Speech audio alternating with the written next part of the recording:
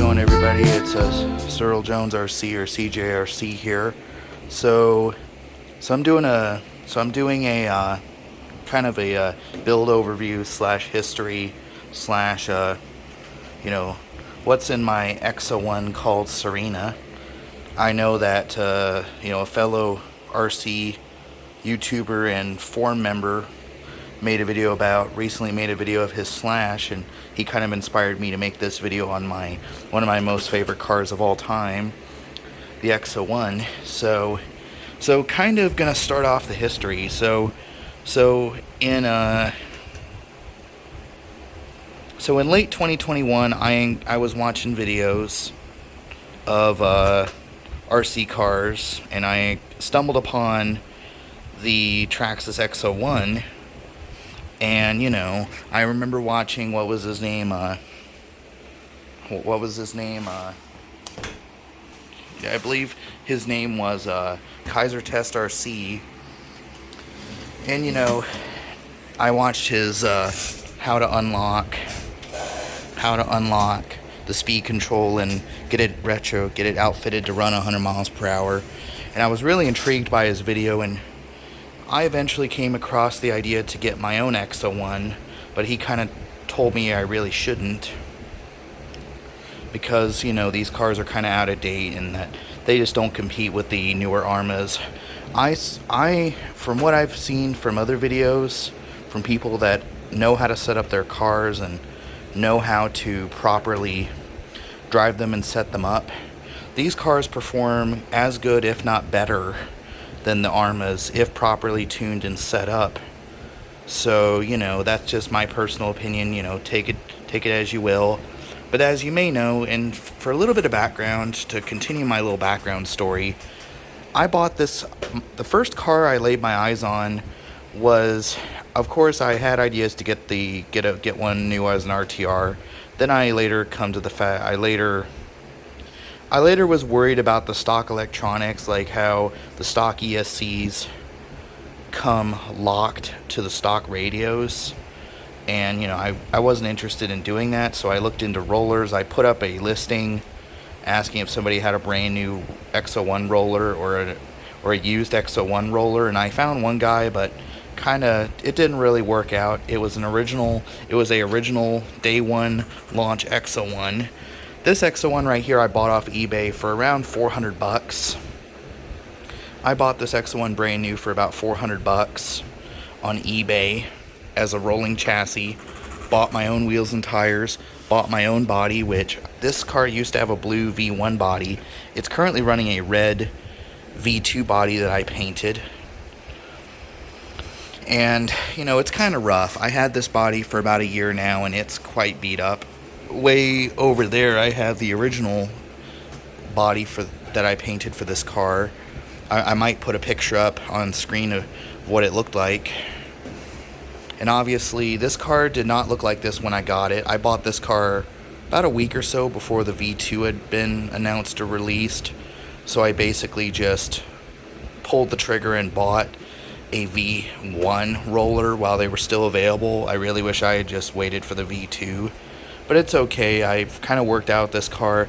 This car was an interesting car for me, This is probably the car that has taught me the most about how to properly tune a car through setting up the diffs, the shocks, and, all the other fun stuff. And the biggest challenge for this car was getting it to be fun to drive while being stable and enjoyable. And, this car at first was not that. It basically, I struggled back and forth with this car, even considered selling it to either get a new XO-1 V2 or to get an Arma, like a Limitless or a Felony, which I have a Felony right there, but that's for another video. But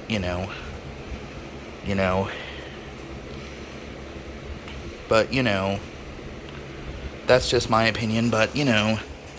But I really kind of fell in love with this car, and this car, I gave this car the name of Serena after my favorite Pokegirl from Pokemon XY, the anime and the video games. But, this car means a lot to me, And as you can tell, as you can see with the first upgrade I did, I put Arma body tethers on it These are meant for like a 1/8 scale, 1/7 scale ARMA, but they fit, you know, you just have to remount the holes for them to fit. These are so much better than just having the pins. You don't have to worry about losing the pins, you know.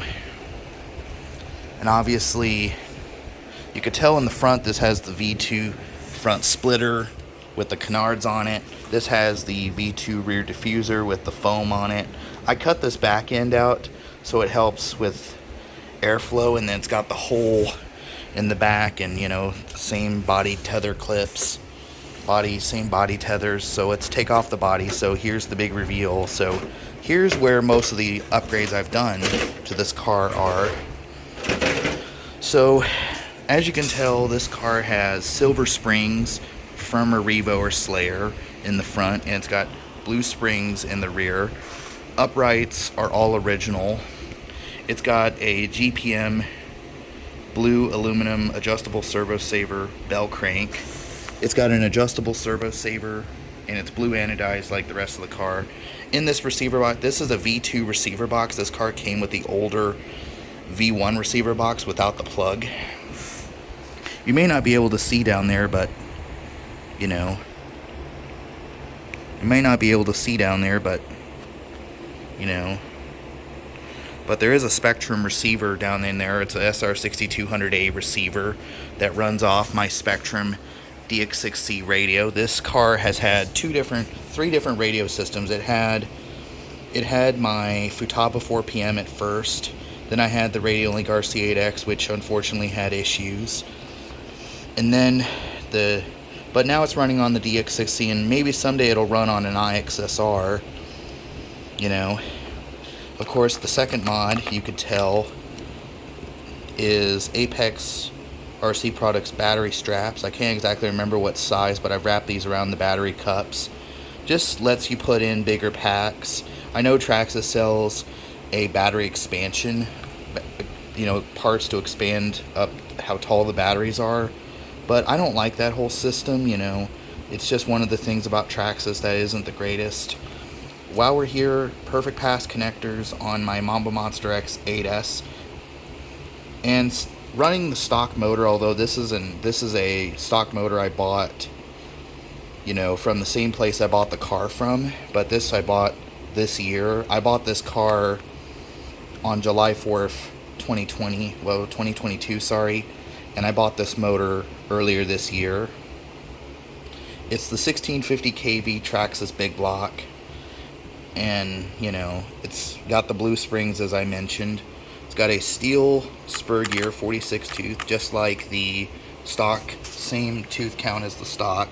And way down in there is a 16 tooth pinion gear. This car, with this gearing, running on 6S LiPo, which I could show you the batteries that I run. I run these boys right here. I got for my, I run both of these. Sorry, there's a wire right there. I run both of these in both my XO-1 and my ARMA Felony. There's the 6200 milliamp hour 120C LiPo battery packs with QS8V2 perfect pass. This car is running perfect pass connectors. Now note, I am not sponsored by Raz Schifrin, and to be honest, I doubt he would recommend you even buy one of these cars. But you know, I like these cars, so whatever. This car ran 3 different ESCM motor combos. It ran a Hobby Wing Max 6 Gen 1 with a 4985 SL 1650 kV combo originally. And then I bought the MMX8S with this motor right here, which is the 1717 1650 censored motor. And then after that I bought this stock Traxxas Sensorless big block. But I like this motor the best for, I think, I've been all over the place with this car, but front differentials are front and rear differentials are, they've got 500k weight fluid in them. They got 500,000 weight fluid in them, front and rear. And with the AVC, this car just drifts like you wouldn't believe. It drifts like an ARMA infraction or ARMA felony. It handles so well with the AVC dialed in. This car and turned on, this car handles amazing. Stock wheels and tires. And you know, this is my second pair of rears, because I had a blowout on one of the original ones I bought for it. But these are the original fronts that have been on this car since 2023. And if we go to the other side, I don't think I mentioned while we were in the electronic side, it's got a DS3225 servo, just Amazon special Metal Gear servo. Eventually I do want to replace this with a Perfect Pass servo, like a Perfect Pass monster servo, and I want to replace this servo horn with a hot racing one down the road. I have not had this thing up to 100 miles per hour. I just don't have the road near me to go 100. I still have the 100 mile per hour pinion gear for this car, but you know, it's been a really long time.